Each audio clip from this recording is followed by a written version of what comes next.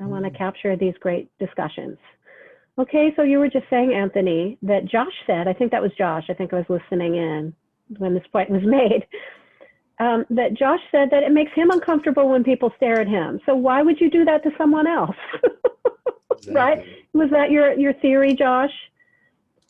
Yeah, like, I don't know, personally, I've always been kind of introverted, like, so I've never been, I guess, I don't know, I wouldn't say I'm not confident because I'm not like a self-conscious person, but like, I don't know, I don't click with a lot of people. I don't necessarily like a lot of people, but like, so I've never been one to like call out to a girl or whatever, stuff like that, like out in the open necessarily. Like I'll say something to someone, but not like, you know, whistle at a girl if I see her in like a good outfit walking by, or stare at her at the grocery store or something. Like, and I'm human, everyone's human. I've definitely done it in the past, but over time I've realized like that I shouldn't do that, because like I feel uncomfortable when people even look at me in the grocery store, just like walking around. Like, I don't know, I just don't like people staring at me, so I try not to do it to other people. Yeah, I mean, you know, you're introverted, and I understand because I am too. But that's just rude. Right? That's just common courtesy. Right? So, and if you're a human, you should be able to know that. So why do men feel entitled to stare at women the way they do, the way many of them do? Not all. This is, you know, I understand, but we're generalizing about our culture, and this is an aspect of our culture. So why do you think men feel that entitlement? And that's question 2. Why do they feel entitled to do that?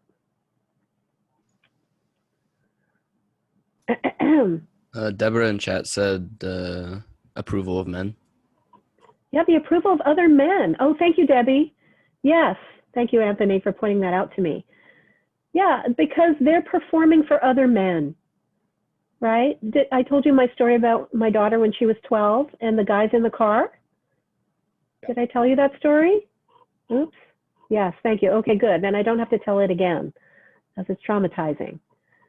Okay, but it's a homosocial enactment, as Kimmel claims, is that the construction of masculinity happens in the broader culture, but it is reconstructed and reinforced and policed within groups of men. Okay, that you're performing for the man. Guys don't think a woman, they know women don't like it. They don't care. And so it's not about the woman. It's about the other guys that you're performing for. Or the entitlement, because the entitlement that they have because they feel like they're better than women in the social hierarchy. Men perceive themselves, and our culture reinforces this, that men perceive themselves as having more power in the dynamic between males and females. Okay, so therefore they are entitled to act upon a woman, whether or not she likes it, whether or not she wants it. Okay, it's their entitlement. Okay, good. Thank you for bringing that up. That was a fruitful point of discussion. What else, you guys? What else did you guys talk about in your groups? We didn't really talk about this, but I also feel like it's in a lot of movies and TV shows that you see dudes catcalling women and it works, and they're like flattered by it in the movie, but in reality, like, I mean, there might be some women out there who just like get off on people's attention, but like, I feel like the majority of people feel pretty uncomfortable when you call them out in public or say something like that. I don't know. Yeah, you bring up a really good point about the media, Josh. The media is another very powerful element in our culture that shapes these attitudes and that models certain behavior for people. Like, guys, it's okay for you to do this, right? And then I think I heard you guys talking about, somebody was, I can't remember who now, sorry, but somebody was talking about how this is accepted behavior, right? That nobody really confronts it or challenges it. And then that reinforces it too. But if we as a culture start to say, oh, Samantha, you were talking about confronting your father. I was listening. Did you know that? You were talking about confronting your father over his treatment of your brother, who's 7, right? And that's what people need to do. They need to do it respectfully, but they need to let others know, hey, that's not cool. We don't do that anymore. And then it will change. Okay? Let me show you something. I'm going to share my screen with you. And I'm going to make sure it's optimized here. Let me go here. Did I show you guys this? Oh, it's not in here. Did I show you guys little boy shots? Did I show you guys this video of the little boy getting his immunizations? Somebody type at me or tell me yes or no. I think so. I don't remember that. No? Okay, let me show it to you. I'm going to open it in a new link. Oh, crap. Okay, I'm going to find it real fast. Help me, Google. Help me. L-I. Little boy shots. There it is. Okay. Here we go. Can you guys hear it? Yes. Can you guys hear this? Okay, I can't hear it. So. Hold your hand, okay? You got it? Okay, you looking scared. I'm scared. Yeah, I know. Scared. You're a big boy, right? You ready? Yes. Okay, I'm gonna count to 3. I say 1, 2, 3, 1, 2, 3, okay? Now look at Dad. Look at me. Ready? Say cheese. Cheese. Big boy. 1, 2, 3. Big boy. Big man. Ah. Oh, big boy, don't cry. You got it. Don't Last cry. one, okay? Don't cry. 1, 2, Mirror. You got it. Oh, big boy. You're done. High five. You High are five. done. You did awesome. Say you a man. I'm a man. Say okay. Say it. I'm sorry, so I'm gonna laugh at you. It's okay. It's High okay. five, high five. High five. Big high five. It's Good okay. job. Okay. You wanna come down? Wanna come down? 1, 2, 3. See? You're so good. You gotta say it. I'm a man. You can't Say it loud. Say it loud. Tell a man. High five. You did awesome. Turn the camera on so you can cry, okay? Ah. Okay, you guys. You guys, did you hear the voices of those adults? How anxious they became when that little boy started to cry? That tiny, tiny, tiny little boy. What was he like? He might have been 2. All right, but probably more like 1.5, getting his shots. All right, they were both so uncomfortable. And even the female nurse, I think it was a female nurse, she sounded female. Okay, even she got anxious when that little boy started to cry. They needed it to stop, right? Because they know that it's not going to be easy for him if he's too sensitive in this culture. Right, Samantha? Samantha, are you there? Thank you. Yeah, so that's what your father's trying to do. He doesn't know it, like you said. It's the way he was raised, right? And I have another student whose mother told her she needs to buy girl shoes, right? So we as parents do this to our kids. And, you know, sometimes we do it unconsciously because we have just been acculturated that this is the way things are. And sometimes we do it consciously because we know what the culture is like and we want to protect our children, right? So Samantha, I figure your dad, whether or not he knew it, was trying to protect your little brother from, you know, a masculine ideology that will punish him for being sensitive. Does that make sense? Yeah, that makes sense. When he started getting older and he started going to school, I remember he got into like a fight. Well, he wasn't really in it. Like, I guess, because he's small for his age. He's like tiny. And since he's like sensitive, sometimes they pick on him. And I remember this little boy, I guess he like tackled him just to kind of like make fun of him with the little boy's friends.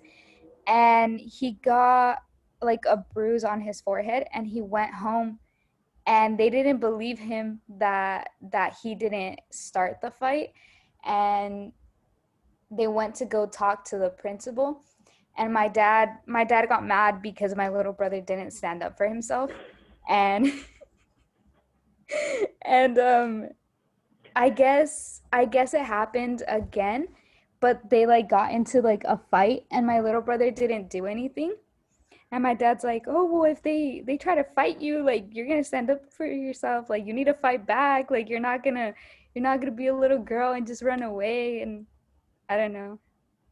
There's just Yeah, like little things that my dad does. yeah, and that's because that's how he was raised, and also whether or not he knows it, whether he's consciously aware that he's doing this, he's trying to teach your brother how to survive. In this culture that will eat him alive if he shows any vulnerability. And it's different for guys in different economic groups, right, and in different regions of the country. But generally in the U.S., that's what masculinity is like for guys, right? And it's similar for women, right? Let me show you something else. Hang on.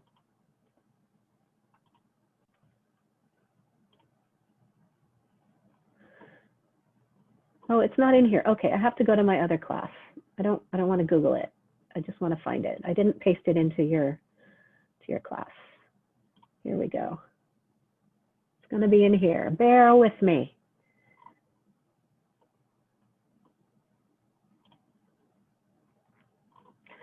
Okay, there it is. And I'm going to start playing this, and then I'm going to ask you guys if you can hear it, just to make sure, okay?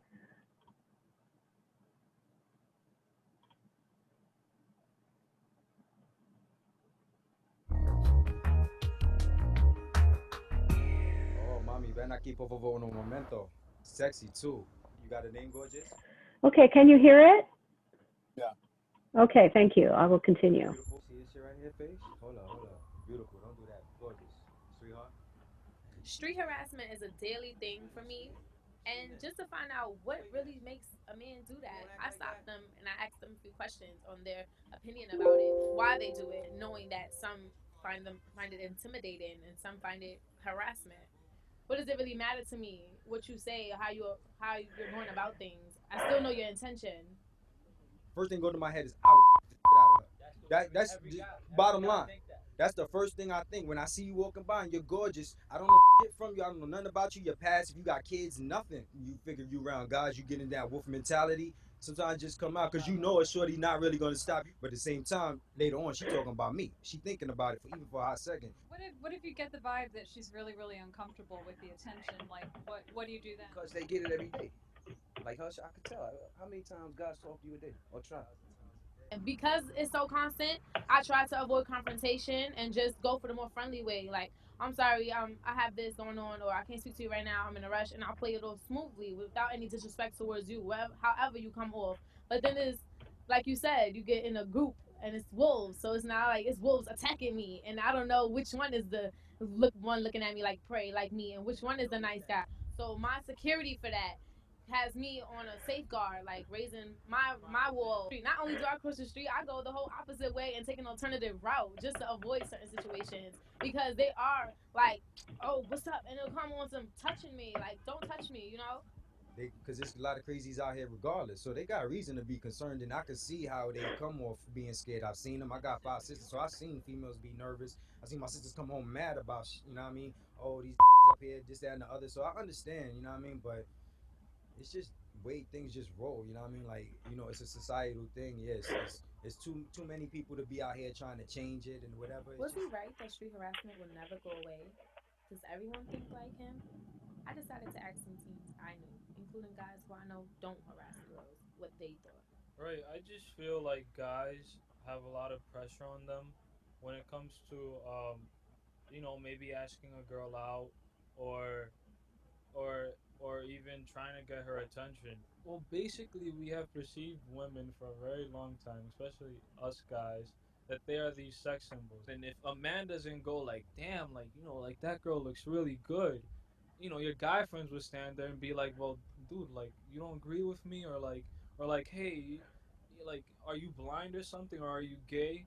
Like what's going on with you?" Oh, we all put a mask of or a persona of who we really are. and so we would be accepted more in society, because society has created this act. I don't think that all men know the physical threat that they pose to girls. I think some of them do, and I think some of them use that like to their advantage. I think that society can change. We just have to be willing to change. If we start now from this generation, like our teenage generation, we raise children to be people that just are respectful to others. I wouldn't sexually harass a girl because I'm afraid that she's gonna slap me in the face real hard. Also, I wouldn't do it because my mom is a girl, my sisters are girls. So if I disrespect other girls, it's like I'm disrespecting my mom or my sisters. Government should implement too laws against street harassment or some kind of control. So I think if there's gonna be something like a prohibition against street harassment, people's gonna be more conscious and gonna take it more seriously. Doesn't mean it's gonna be a change in men's mind about women's, but at least it's gonna be a change in their behavior. This guy's like, "Oh, hey, mommy," and I'm just like, "I'm 15. Why are you talking to me?" And I don't know, like they think it's like complimenting me, but it's really like making me really uncomfortable.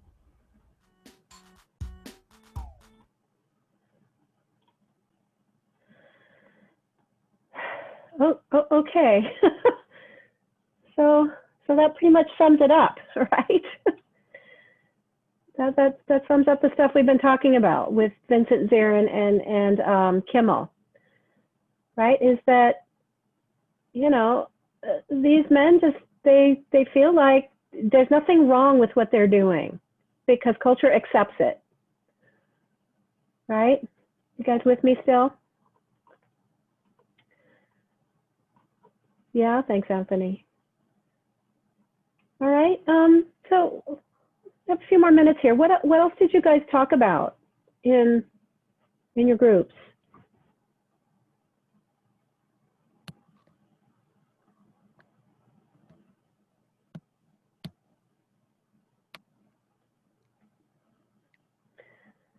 What connections were you able to draw between the ideas in Zarin and Kim and Vincent and any of the other texts?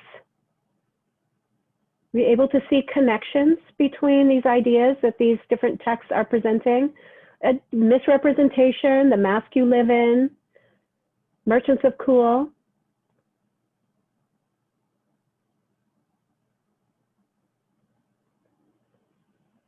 One of my questions in particular asks you to connect the point that Zarin makes.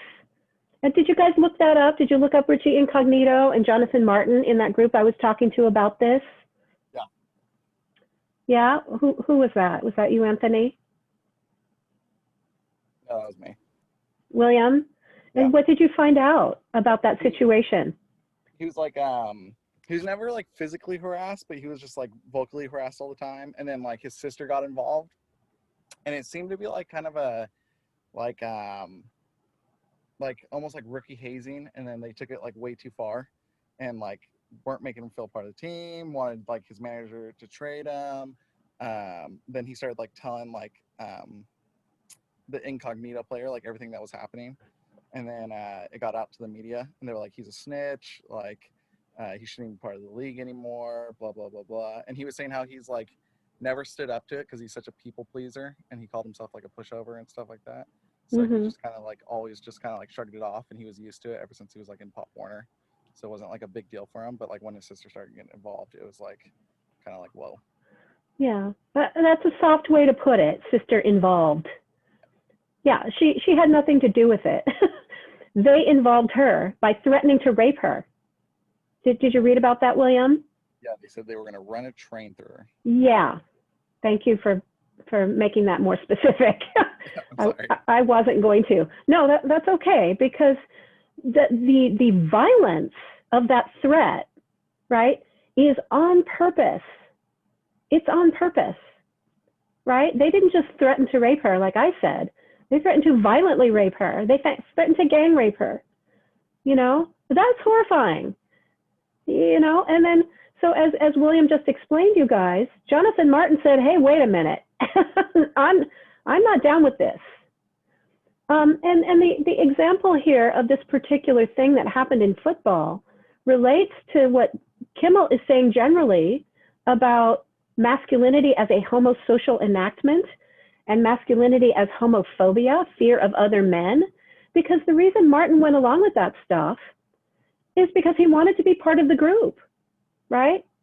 He didn't want to unmask himself as having any vulnerability. And the NFL is a good but extreme example of the way masculinity is constructed in our culture. You know, sports in particular, as part of culture, have a big influence on culture, and vice versa. Culture has a big influence on sports. But the NFL in particular is a hyper-masculinist subculture of our larger culture, where everything is extreme, right? Because what's the object of a football game? It's to like kill your opponent, right? And these guys make the excuse for themselves. They rationalize their behavior as necessary hazing because you've got to be tough in football. You can't have any vulnerability at all, they say, to be a football player, right? And so that's why a lot of them went along with it, whether or not they thought it was a good idea. And that's why it was so extreme. I mean, football is like masculinity on steroids, literally and figuratively, right? These guys take steroids to get bigger. And those things make you more aggressive, right? And then also, this is just accepted behavior. It's the locker room code of silence, which means, hey, this is what we're doing here, but those other people out there in the culture aren't going to understand it. So we won't talk about it. But Jonathan Martin broke that code, and he talked about it. He objected, and they ran him out of the sport, like William said. He had to quit the team and quit football. How do you guys think football fans reacted when they found out about this? How do you think they reacted to Martin? Football fans, not the team, not other football players, but the fans.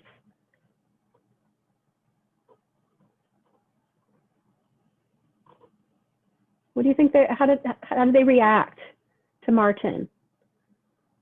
What's your guess? Even if you don't know anything about this story, how do you guess that football fans reacted to Martin complaining about these other? Shamed him. Yeah, they shamed the hell out of him. They said, "Look, dude, handle your business," right? That's fans who know. Okay, so our culture accepts this behavior from men. They expect it, and that needs to change, in my humble opinion, in my not so humble opinion. All right, and it's 1 minute till 2, so I'm going to let you guys go. All right, but we have only scratched the surface of this issue, of these issues. We've touched on different aspects of them, and what I want you guys to do in your essays is go deep. Okay, pick a specific topic that is relevant to you, and then dig into it and really analyze it and come up with some insight. Okay, does that make sense? Any questions from the black boxes with white letters in this meeting? No? All right, you guys, I'm going to end it now, and I will see you next week. Thank you. All right, thank you. Good discussion. I appreciate that a lot. Bye-bye. Bye.